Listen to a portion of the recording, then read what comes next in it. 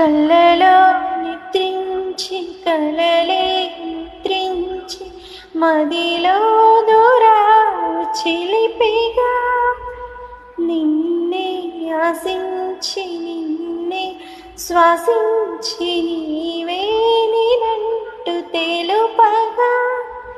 చూపులో నిన్నే పిలిచెనే నా ఊపిరి నీకై నిలిచెనే చావుకు భయపడని నువ్వుంటే చెంత కళ్ళు రాసి నీ కళ్ళు రాసి